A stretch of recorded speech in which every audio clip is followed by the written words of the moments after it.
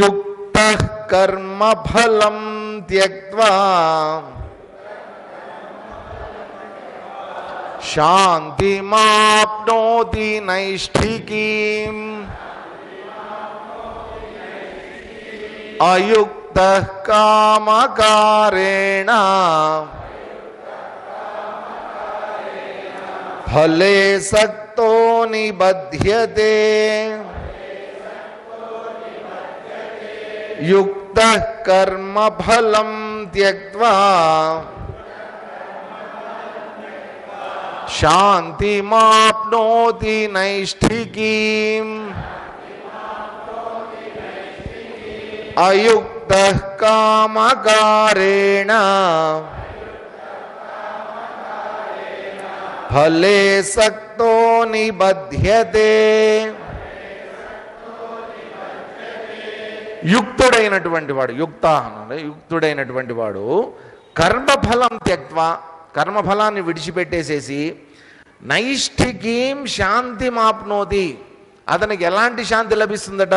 కర్మఫలాన్ని విడిచిపెట్టేసినటువంటి వాడికి నైష్ఠికీం ఆత్మ సంబంధమైనటువంటి శాంతి లభిస్తుందట.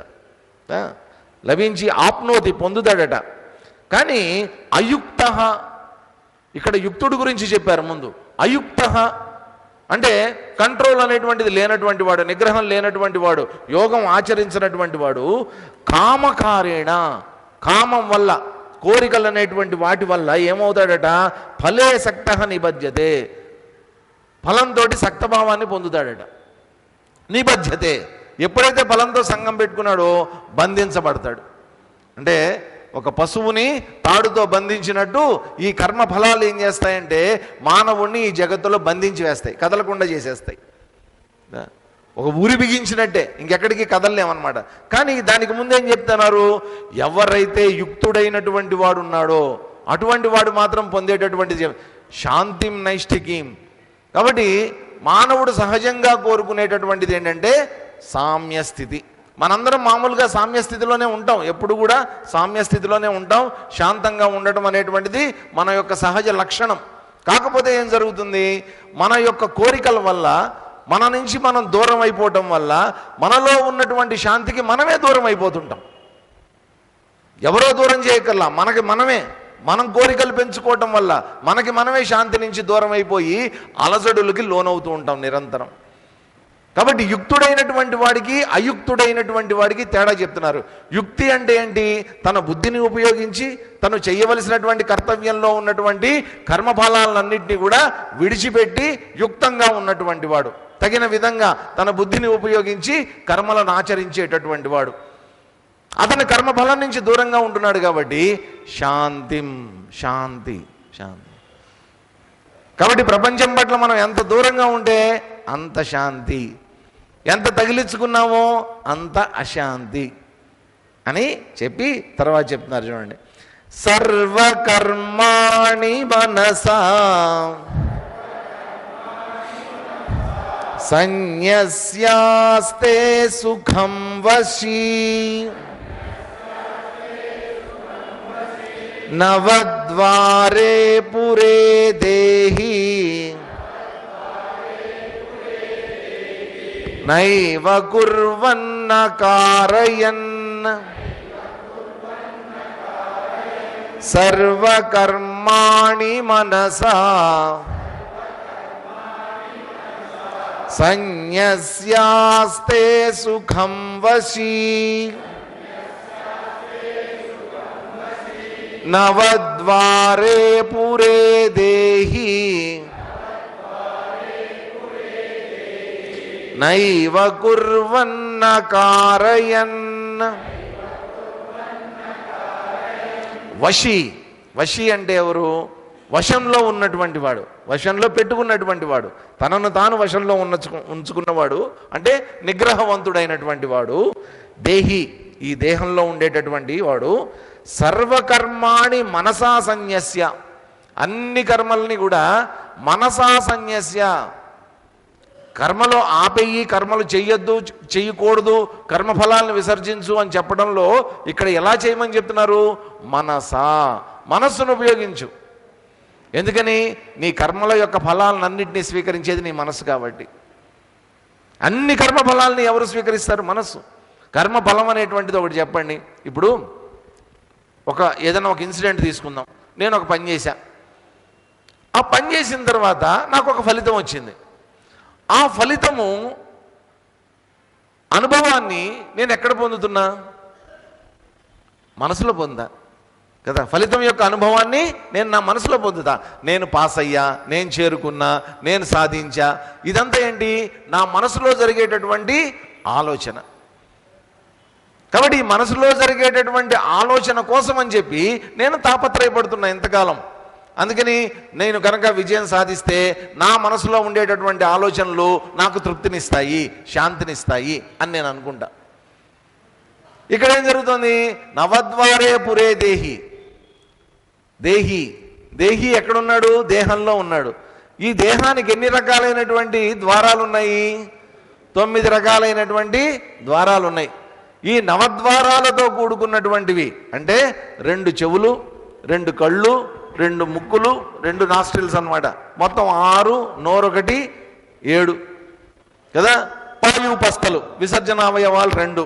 ఈ 2 మొత్తం కలిపి ఎన్నయ్యాయి? మొత్తం 9. 9 రకాలైనటువంటి ద్వారాలు. ఈ ద్వారాల్లోంచి బయటికి వెళ్ళిపోతూ ఉంటాడు, వస్తూ ఉంటాడు, బయటికి వెళ్తూ ఉంటాడు, వస్తూ ఉంటాడు. ఈ మనసు బయటికి వెళ్ళిపోతూ ఉంటుంది, వస్తూ ఉంటుంది. ఇన్ని ద్వారాలు పెట్టుకున్నాం. మన ఇంటికి మెయిన్ డోర్ ఒకటి పెట్టుకుంటాం, పక్కన ఇంకో వీలైతే ఇంకో డోర్ పెట్టుకుంటాం. నవద్వారాలు అని చెప్పడంలో ఒక ఏంటంటే,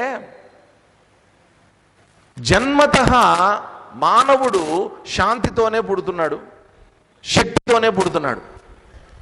ఇప్పుడు మనం ఒక ఇల్లు కట్టుకుంటాం. ఇల్లు కట్టుకున్న తర్వాత ఏం చేస్తామంటే, పైన ఒక పెద్ద సింటెక్స్ ట్యాంక్ 1000 లీటర్స్ ఒకటి పెట్టుకుంటాం, లేకపోతే 1500 లీటర్స్ది ఒకటి పెట్టుకుంటాం. ఇంటి పైన పెట్టుకుని ఏం చేస్తాం? దాని నుంచి కనెక్షన్స్ ఇస్తాం. ఇంట్లో అన్నిటికీ ఎక్కడ కావాలంటే అక్కడగా 2 బాత్రూమ్లు ఉన్నాయనుకోండి, 2 బాత్రూంలో ఒక్కొక్క బాత్రూంలో 2-3 ట్యాప్లు, మళ్ళీ దానికి హీటర్ కనెక్షను, మళ్ళీ బయట ఒక ట్యాపు, సింక్ దగ్గర ఒక ట్యాపు, రకరకాలుగా ఒక 10-15 రకాలైనటువంటి ట్యాప్స్ మనం అరేంజ్ చేసుకున్నాం కదా. ఇప్పుడు ట్యాంక్ నిండా నీరు నింపాం, అంత నీరు నింపేసాం ట్యాంక్ నిండా. నింపిన తర్వాత 1 గంట తర్వాత ట్యాప్ తిప్పాం, తిప్పితే నీళ్ళు రాలా. ఏమైంది?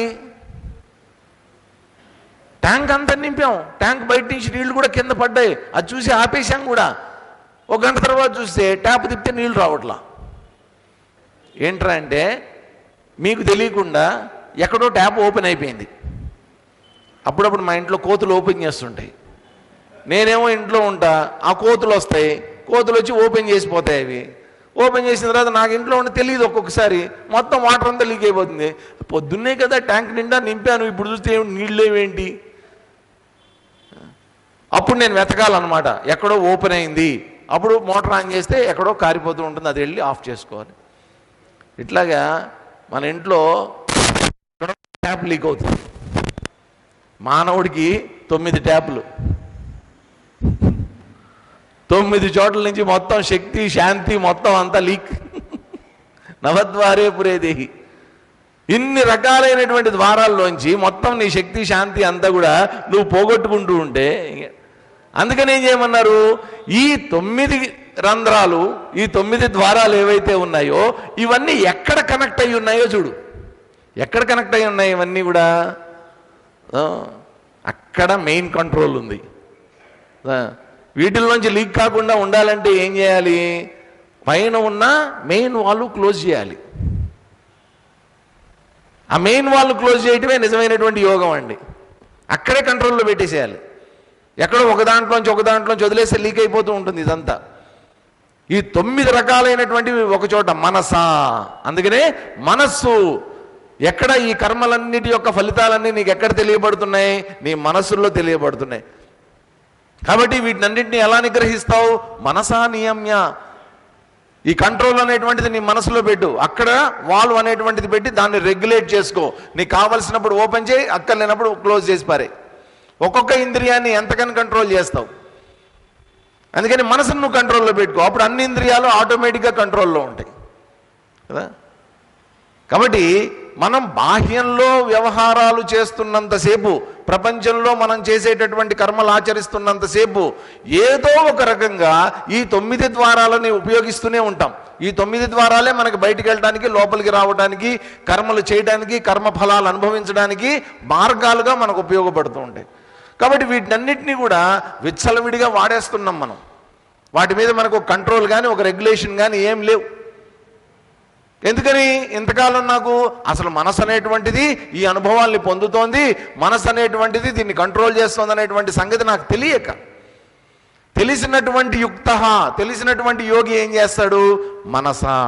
మనసుతోటి ఇంద్రియాలన్నింటినీ చక్కగా నిగ్రహించి అన్ని కర్మఫలాల్ని వదిలేసేసి ఎలా ఉంటాడట?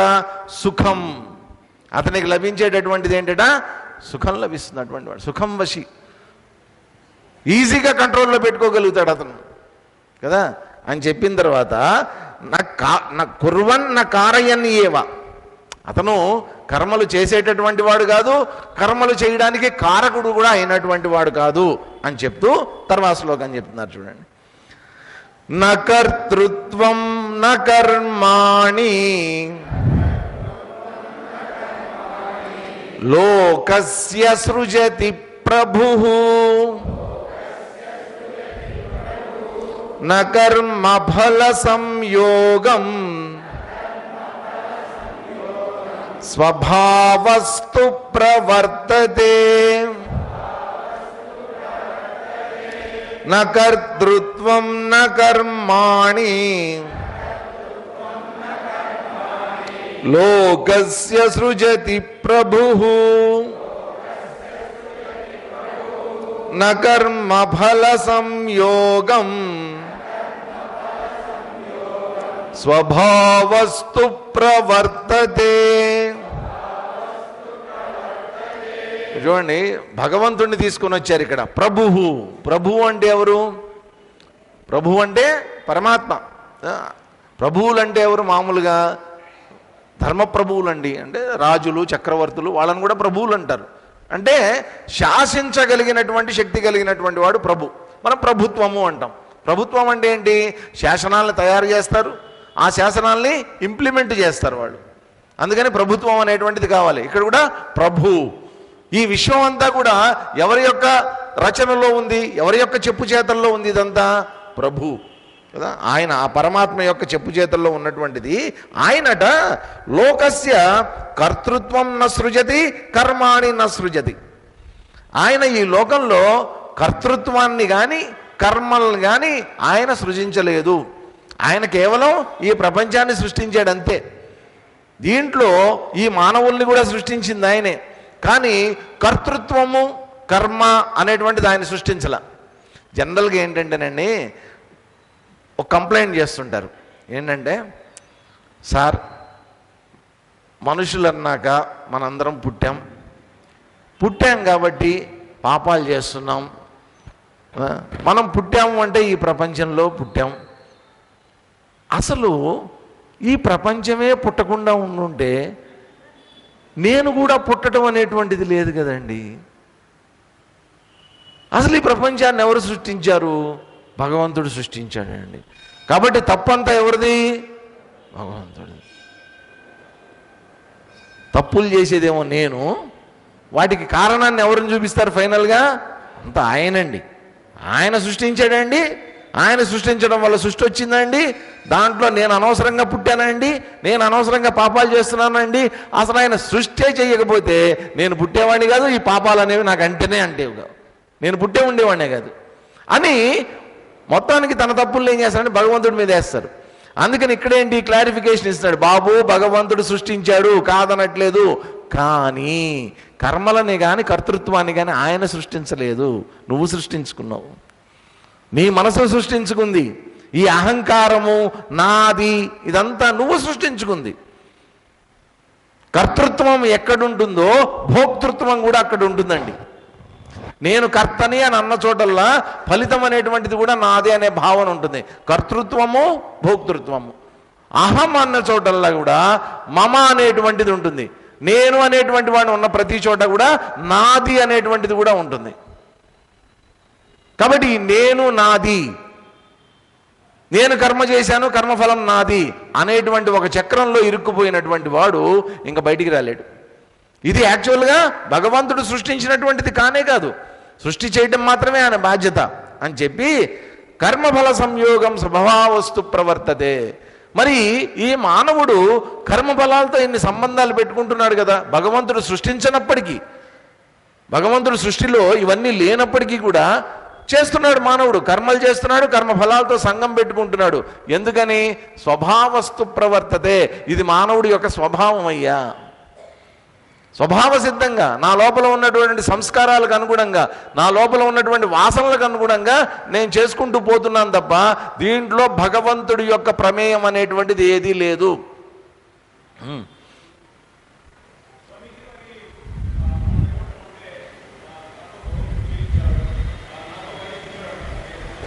అదే అహంకారం.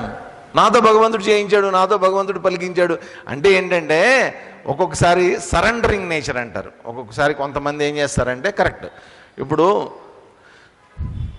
నేను తప్పు చేశాను, నేను మంచి చేశాను, రెండు ఉంటాయి కదండి. ప్రపంచం ఎట్లా ఉంటుందంటే మంచి చేసినప్పుడు దాన్ని మైలేజీని తీసుకోవడానికి ప్రయత్నం చేస్తుంది. ఏదన్నా మంచి జరిగిందనుకోండి, ఆ మంచి నేనే చేశా. కొంతమంది ఏం చేస్తారంటే తమ అహంకారాన్ని ప్రదర్శించకుండా ఉండడం కోసం అని చెప్పి నా చేత భగవంతుడు పలికించాడండి, చక్కగా చెప్తారు, కరెక్ట్, నా చేత భగవంతుడే చేయించాడండి, అబ్బే నేనేం చేయలేదండి, అంతా పరమాత్మ అంటారు. అన్నప్పటికీ కూడా, పైకి అన్నప్పటికీ కూడా లోపల ఉండేటటువంటిది ఏంటి? ఇప్పుడు వాడి మనసులో ఏముంటుంది? భగవంతుడు నాతో పలికించాడండి అని అంటున్నప్పటికీ కూడా లోపల ఏముంటుందో తెలుసా? నా చేత భగవంతుడు పలికించాడు. మళ్ళీ అక్కడ ఎవరున్నారు? నేనే. కాబట్టి అక్కడ ఇంకొక సందేశాన్ని కూడా ఇస్తాడండి.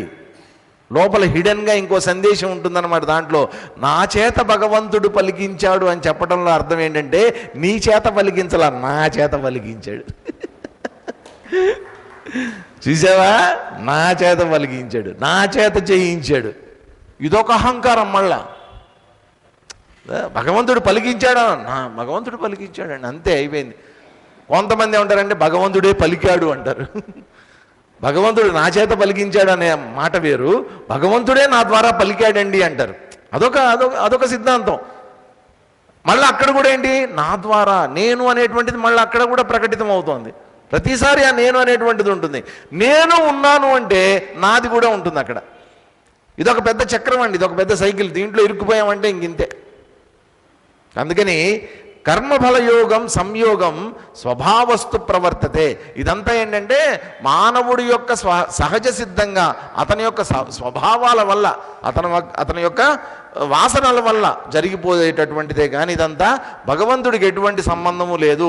మనం చేసేటటువంటి పాపాలతో కానీ మనం చేసేటటువంటి పుణ్యాలతో కానీ భగవంతుడికి ఈ పాప పుణ్యాలు అనేటువంటివి అంటనే అంటవు.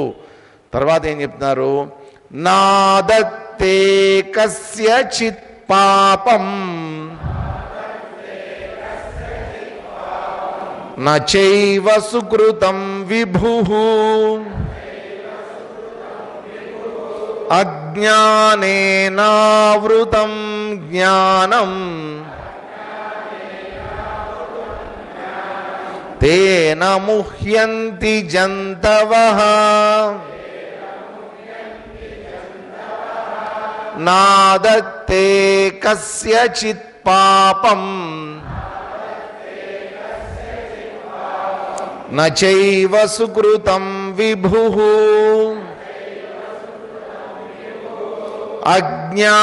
అజ్ఞానేనావృతం జ్ఞానం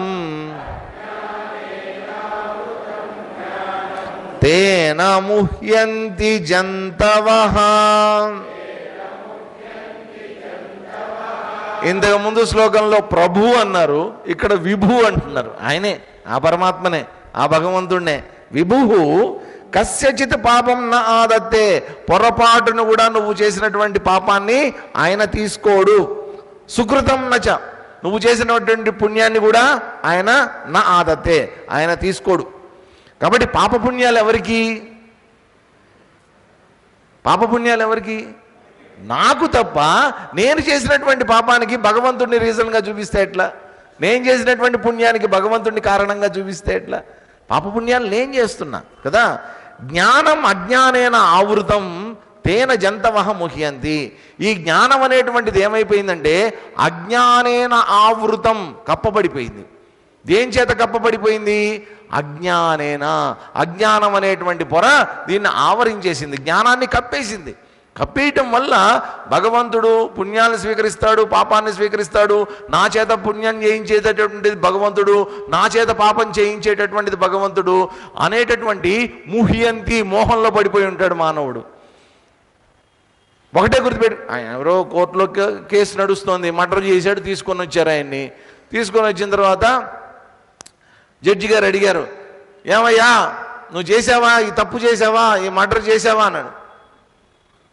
అంటే చెప్పాను, సార్ నా చేతిలో ఏం లేదు సార్, అంతా భగవంతుడే నా చేత చేయించాడు.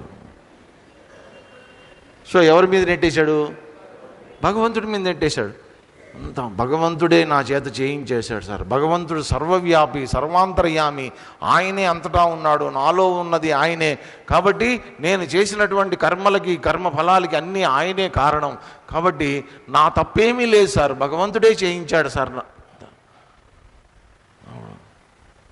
అప్పుడు జడ్జి గారు వెంటనే చెప్పారనమాట, ఇప్పుడు భగవంతుడు నాకు ఏం చెప్తున్నాడంటే నీకు 16 ఏళ్ల జైలు శిక్ష వెయ్యమని చెప్తున్నాడు అన్న.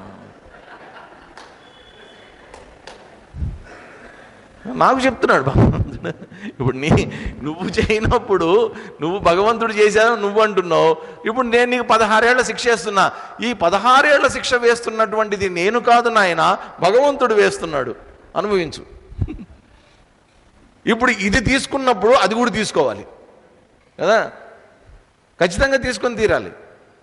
ఇక్కడేంటి ముహ్యంతి, ఈ మోహంలో పడిపోవటం. అంటే సాధారణంగా ఏంటంటే సార్ అందరిలో ఉండేటటువంటిది భగవంతుడే కదండి, ఇప్పుడు మనిషి చేసేటటువంటి పాపపుణ్యాలు ఎందుకు చేస్తాడు, ఇది అందరి డౌట్ సాధారణంగా.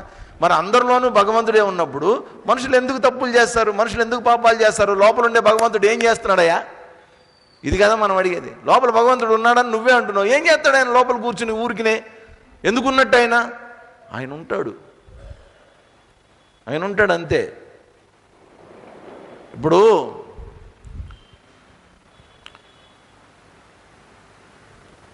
ఫ్యాన్ పెట్టారు నాకు కదా, ఫ్యాన్ పెట్టారు, దాన్ని మొదటి రోజు వెనక్కి పెట్టారు, నాకు గాలి సరిపోలేదు, కొంచెం ముందుకు జరపండి అన్న, ముందుకు జరిపారు. ఇంకోసారి ఏమన్నా నా వైపు తిప్పండి అని అన్నారు, నా వైపు తిప్పారు, అదే తిరుగుతోంది. నాకు స్పీడ్ సరిపోలేదండి అన్నారు, 2 నుంచి 3కి పెంచారు దాన్ని, స్పీడ్ పెరిగింది, సడన్గా ఆగిపోయింది, పని చేయడమే మానేసింది. ఇప్పుడు ఫ్యాను తిరగటం, తిరగకపోవటం, అది 1వ స్పీడ్లో, 2వ స్పీడ్లో, 3వ స్పీడ్లో తిరగటం, ఇదంతా ఏదైతే పైకి కనిపిస్తోందో దీంట్లో కరెంటు పాత్ర ఏమన్నా ఉందా? ఫ్యాన్ చెడిపోయింది అనుకోండి, అది ఎవరు తప్పు? ఫ్యాన్ తప్పు. ఫ్యాన్ తిరుగుతోంది అనుకోండి, అది ఎవరి యొక్క క్రెడిట్? Fan credit. అంతేగాని వెనక ఉన్నటువంటి కరెంటుకి ఫ్యాన్కి ఏం సంబంధం? ఇప్పుడు మన ఇంట్లో మిక్సీలు ఉంటాయి, ఆడవాళ్ళందరికీ బాగా తెలుసు, మిక్సీలు ఉంటాయి, సడన్గా ఎవరో తిరగటం మానేస్తుంది. అది ఏదో చేసి ఉంటాం, దాన్ని ఓవర్లోడ్ వేసి ఉంటాం, తిరగటం మానేస్తుంది. మానేసిన తర్వాత మెకానిక్ దగ్గరికి మిక్సీని తీసుకెళ్తామా, ఇంట్లో కరెంటుని తీసుకెళ్తామా? తప్పు ఎవరిది? మిక్సీది. కరెంటుని తప్పు పడితే ఎట్లాగా? కరెంట్లో ఏ ప్రాబ్లం లేదు, కరెంటు బాగానే ఉంది, చెడిపోయింది నీ మిక్సీ.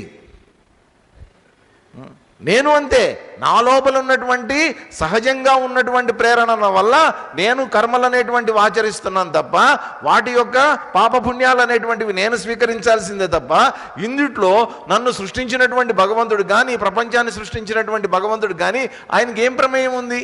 ఆయన ఉంటాడంతే, కరెంట్ లాగా. కరెంటు ఫ్యాన్లోకి వెళ్తోంది, లైట్లోకి వెళ్తోంది, అన్నిట్లోకి వెళ్తోంది. ఇప్పుడు అంత పెద్ద ఫ్యాన్ పెట్టారు, అక్కడ కరెంట్ ఆన్ చేశారు, తిరుగుతోంది, పైన లైట్లు ఉన్నాయి, స్విచ్ చేయగానే అవి కూడా వెలుగుతున్నాయి. రెండిటికి ఒకటే కరెంటు, ఫ్యాన్కైనా లైట్కైనా ఒకటే కరెంటు. ఇప్పుడు ఒకటి చెప్పండి నాకు, లైట్ తిరుగుతుందా? తిరగదు. పోనీ ఫ్యాన్ వెలుగుతుందా? వెలగదు. ఫ్యాన్ మ్యానుఫ్యాక్చరింగ్ ఏమో తిరగడానికి పెట్టారు, లైట్ మ్యానుఫ్యాక్చరింగ్ ఏమో వెలగడానికి పెట్టారు. మీరు స్విచ్ వేస్తే వెలగగలిగినటువంటి లైట్ వెలుగుతుంది, తిరగగలిగినటువంటి ఫ్యాను తిరుగుతుంది. ఇందులో భగవంతుడికి ఏం సంబంధం? ఎలక్ట్రిసిటీకి ఏం సంబంధం? కాబట్టి లైట్ చెడిపోయింది అనుకోండి, ఫ్యాన్ రిపేర్ చేస్తామా? లైట్నే రిపేర్ చేయాలి. లైట్ చెడిపోయింది అనుకోండి, ఫ్యాన్ రిపేర్ చేస్తామా? లైట్నే రిపేర్ చేయాలి. కాబట్టి వాటి వాటి సహజ సిద్ధమైనటువంటి లక్షణాలకు అనుగుణంగా ఆ వస్తువులు పనిచేస్తున్నాయి. కరెంటుకి ఎటువంటి సంబంధం లేదు, అన్నిటికీ ఒకటే కరెంటు. 240 వోల్ట్సే వెళ్తుంది అన్నిటికీ. అదే కరెంటు ఫ్రిడ్జ్లోకి వెళ్తుంది, అదే కరెంటు గీజర్లోకి వెళ్తుంది. ఫ్రిడ్జ్లోకి వచ్చినప్పుడు అదే కరెంటు చల్లదనాన్ని ఇస్తుంది, అదే కరెంటు గీజర్లోకి వెళ్ళినప్పుడు ఉష్ణాన్ని ఇస్తుంది. ఇప్పుడు కరెంటు వేడా చల్లదనమా? భగవంతుడు పాపమా పుణ్యమా? దేనికి సంబంధం లేదు ఆయనకి. కరెంట్ అంతే అది. కాబట్టి మ్యానుఫ్యాక్చరింగ్ ఏదైతే ఉందో దాంట్లో ఉండేటటువంటి ఇవేవైతే ఉన్నాయో, కాంపోనెంట్స్ ఏవైతే ఉన్నాయో వాటి సహజ సిద్ధంగా అవి పనిచేయాల్సిందే తప్ప కరెంటును తప్పుపట్టడానికి లేదు. లేదండి మా ఇంట్లో కరెంట్ అండి వేడిగా ఉంటుందండి, ఎక్కడన్నా ఉంటుంది అట్లాగా? నువ్వు ఫ్రిడ్జ్కి కనెక్షన్ ఇచ్చుకుంటే చల్లగా ఉంటుంది కరెంటు. కాబట్టి మనం కూడా ఏంటంటే ఇగో ఈ ఫ్రిడ్జి, గీజరు, ఈ డబ్బాలం మనందరం వీటికి అనుగుణంగా మనం పనిచేస్తున్నాం. భగవంతుడు లోపల సాఫ్ట్వేర్ ఎట్లా ఉంటే అట్లా పనిచేస్తూ ఉంటుంది అంతే. కంప్యూటర్స్ మన సాఫ్ట్వేర్ ఎట్లా ఏడ్చింది అంతే. దానికి తగ్గట్టుగా మనం పాపాలు పుణ్యాలు కర్మలు అనుభవిస్తూ ఇది భగవంతుడు చేయించాడు అని అంటే ఎట్లా కుదురుతుందండి?